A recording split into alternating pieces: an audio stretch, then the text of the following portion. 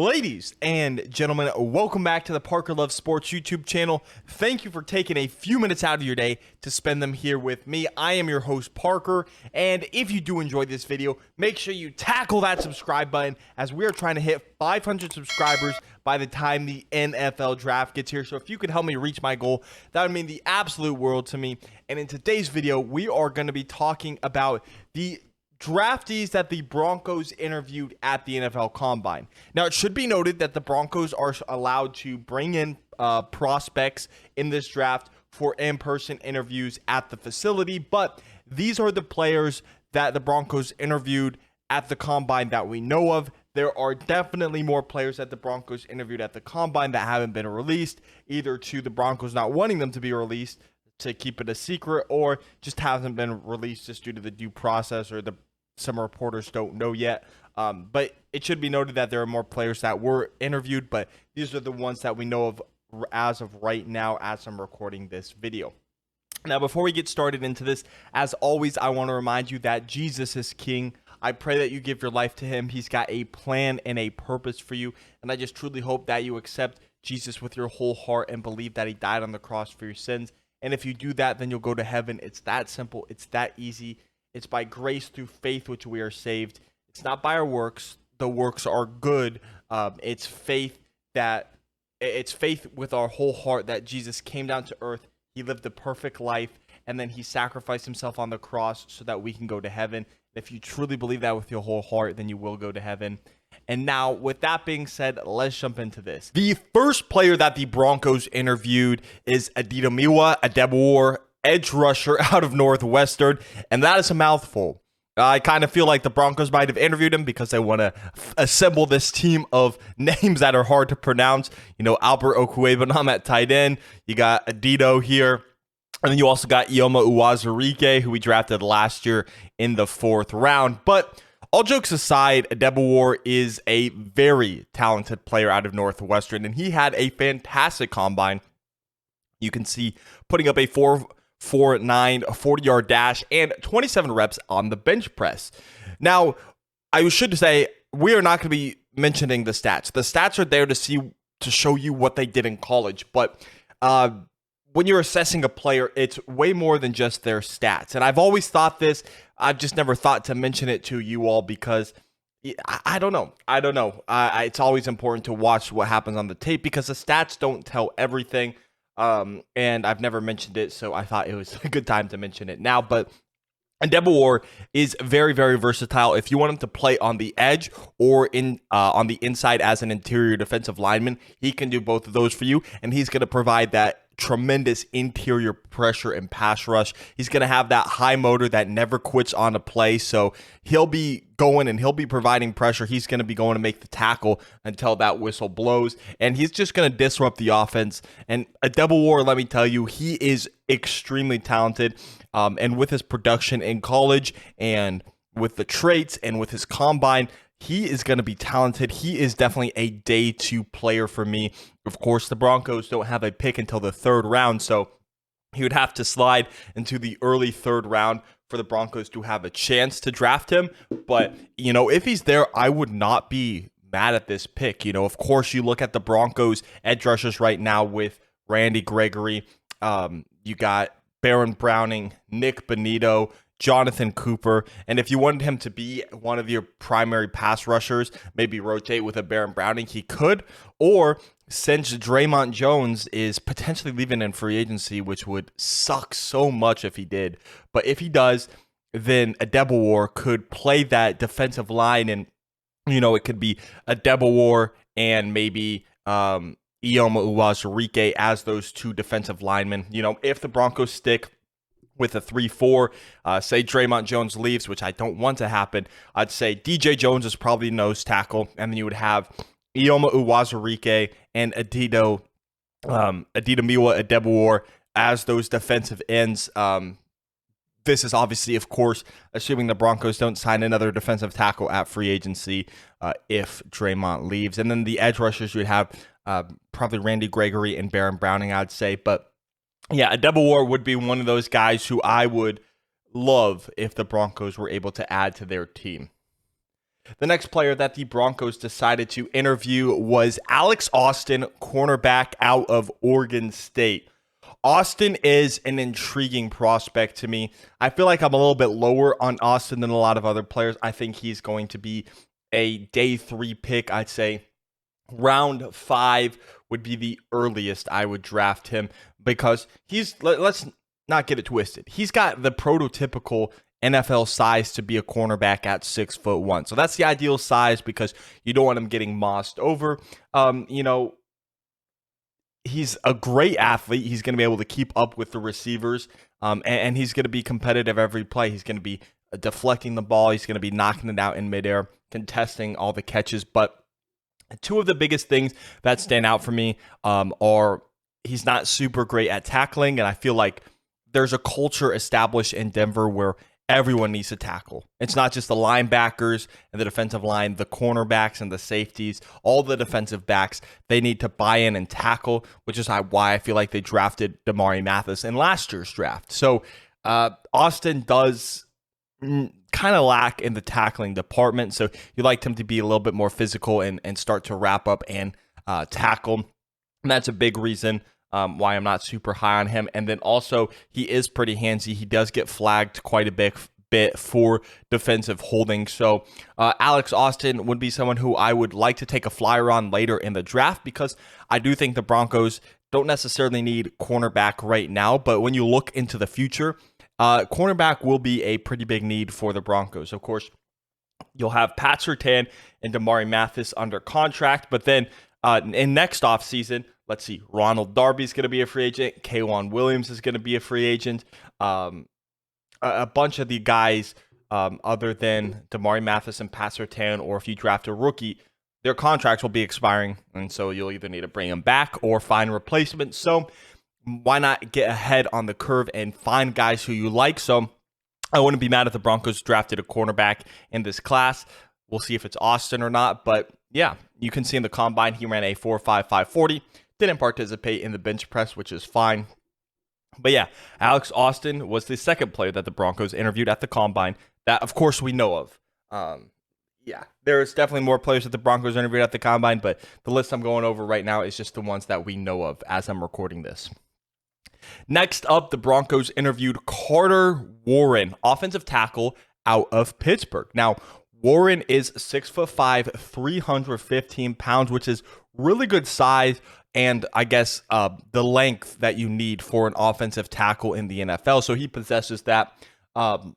And he is very solid in the pass blocking game, which I do believe that the Broncos need to protect Russell Wilson and give him all the time in the pocket that he needs. Now, of course, he likes to scramble out, extend the play. So nothing you can really do about that after he gets outside the pocket. But while he's in the pocket, keeping him upright and protected would be ideal for the Broncos. So I do like Warren. I like his technique. The two biggest red flags, which I've seen mentioned on multiple scouting reports, are his age, which he is 24 years old right now, which, let's be honest, the Broncos drafted another older offensive tackle like Garrett Bowles in 2017 when he was 25 years old. He's still with the team, and most offensive linemen, they're going to play until their mid-30s, and if they're really good, early 40s. So Warren could still have an extended career, so I'm not super worried about his age, but ideally you would like to draft a younger player for more time to play, develop, and be on your team. And then also, he has had some injuries in the past, has had trouble recovering from those injuries, and has a little bit of an injury history, which might be a little bit concerning for the Broncos. You can see, obviously, he didn't work out at the combine, but Warren, to me, would be someone who, personally, I would take in the 4th round. He would be a 4th round pick for me. A lot of people might have him a little bit higher than that, but for me, I feel like 4th round is where you got to grab Warren if you want him. Maybe he shoots up into the 3rd round just due to the demand of offensive tackles that teams need, but to me, I'd feel comfortable in the 4th round. I think the Broncos need to draft an offensive tackle either with one of their first 2 picks, which are in the 3rd round, or in their 4th round. They got to use an early pick on an offensive tackle.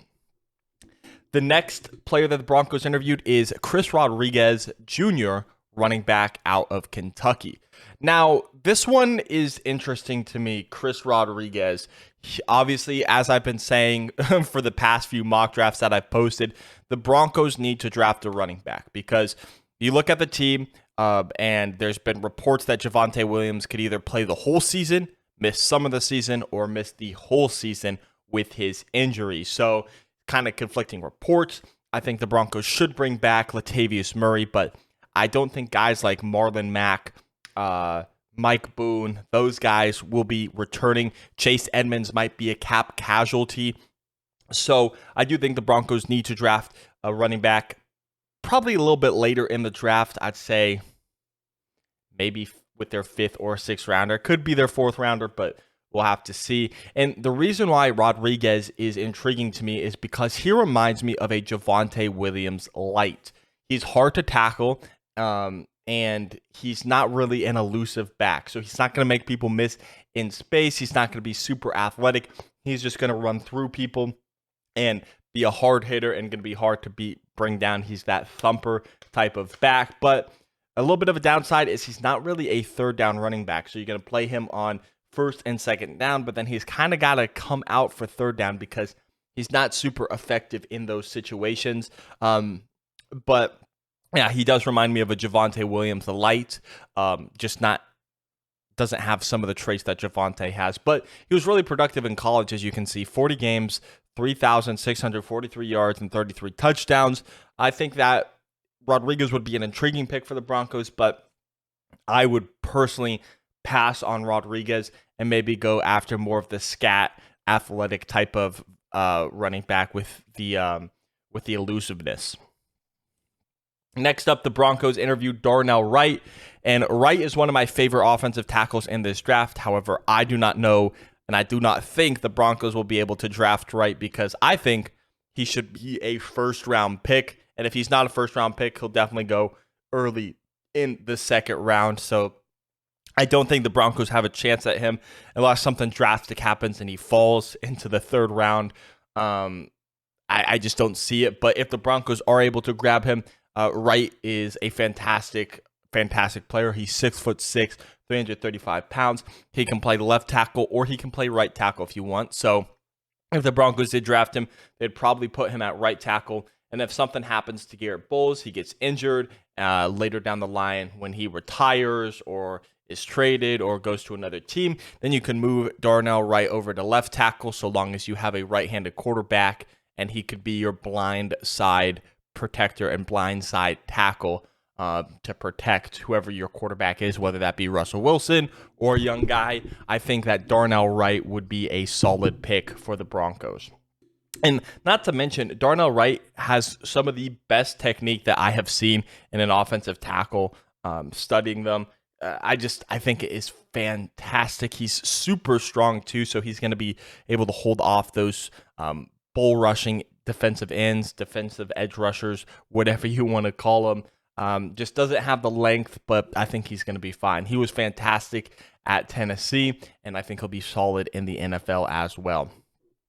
Up next is one that I was intrigued to see, but I'm not mad at. It's going to be Eli Ricks, cornerback out of Alabama. Ricks, of course, is a transfer from LSU, transferred to Alabama this past season, and during his time with both the Crimson Tide and the LSU Tigers, didn't really get a whole lot of playing time. But when Ricks is on the field, he has tremendous ball skills. He's going to be that ball hawk. When the ball's in the air, he's going to go up and get it. He's going to bring it down. He's going to swat it away. He's going to make sure that no one comes down with the ball unless it is him. So Ricks has tremendous ball skills. And what I like about Ricks is he can play off ball or press coverage. So whatever the Broncos ask of him, if they want to press the receiver or if they want to play back a little bit, he can do both. Of course, the Broncos the past few seasons have liked to play in off ball coverage, but we'll see what Vance Joseph does. And, Ricks can do both if you want him to play that. He's got high football IQ, so he's going to be able to understand the defense, help out the defense as a secondary player. But it should be noted that he doesn't have a lot of speed, so he's going to be kind of designated more to playing one of the boundary cornerbacks. Not really a slot cornerback because I just don't know if he's got the speed to do that. But if he can play towards the boundary, force the receiver to the sideline, not give him a lot of room to make the catch, I think that will be his best area of success. And yeah, I mean, shoot, if the Broncos had Pat Surtain, Damari Mathis, and Eli Ricks as their top 3 cornerbacks moving forward, I'd feel pretty confident about that. I would probably move Damari Mathis to that slot type of role and then have Ricks and Surtain as the boundary corners. But yeah, Ricks is one of those guys who I'm happy to see the Broncos interview. However, we got to mention George Paton likes to keep his cards close to his vest. So this could all be smoke screens and the Broncos could be going after none of these players. But hey, we'll have to see what happens when the draft gets here. The next move that the Broncos made or interviewed was Israel Abanikanda, running back out of Pittsburgh. Jeez, I had a hard time saying that for some reason. But Abanikanda is, to me, he was that other type of back that I was mentioning to you about. He's got a lot of size and speed.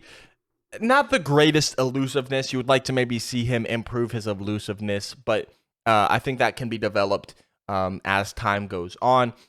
He's got a ton of size and speed. He's only 5'11", which honestly, I say only 5'11", but I feel like that's a solid height for running backs. He's 215 pounds, but when you watch him, the first thing you notice about Abanikanda is his speed and how fast he is. So yeah, just watch the tape and see how fast he is.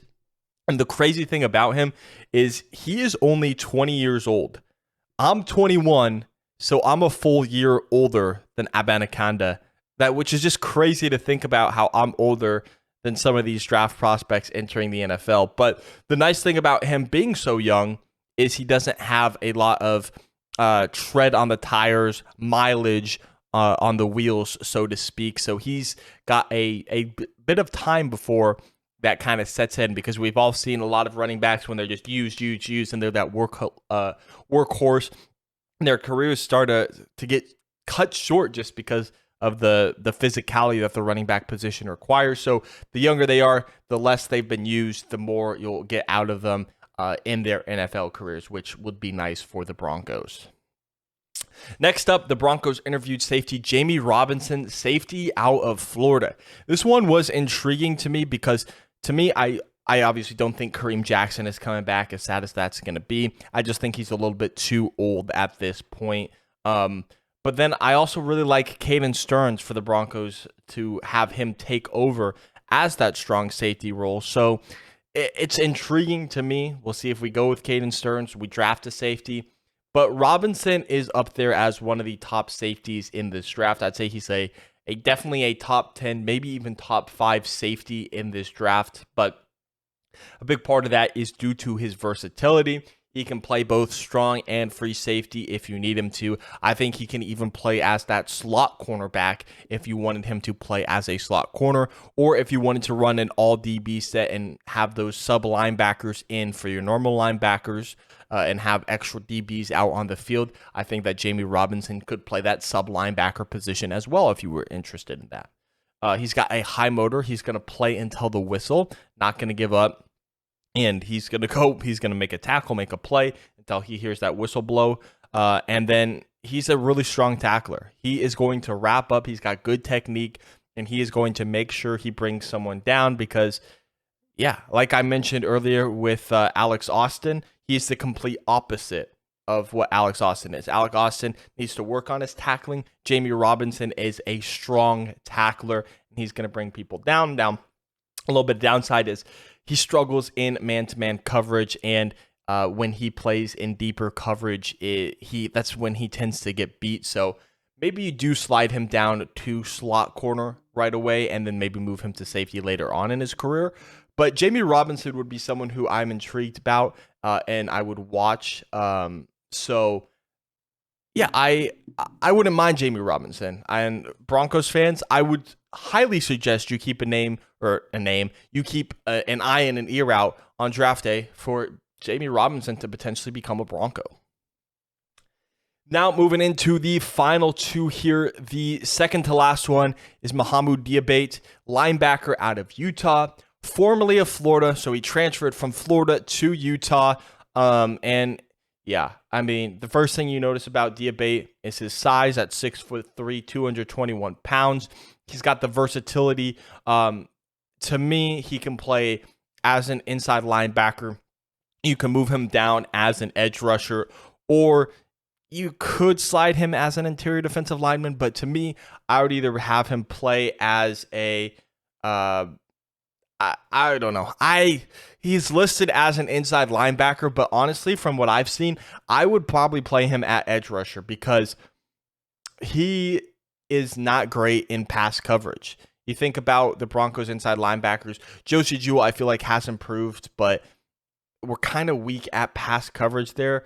Maybe Diabate could play inside linebacker if you wanted him to, but I would probably move him down to either edge rusher or an interior defensive lineman.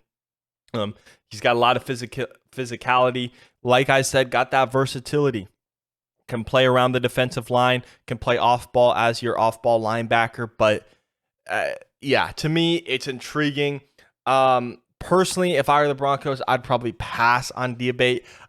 If they do want to go inside, or not inside, but interior linebacker. I guess it is inside linebacker. I don't know what I'm saying. But yeah, if they wanted to go inside linebacker, I'd probably go with someone who maybe has a little bit more coverage skills than Diabate, but still has the ability to play the run and rush the passer. So to me, Diabate would be a pass for me, but I'm just mentioning all the names that the Broncos interviewed that we know of at the Combine.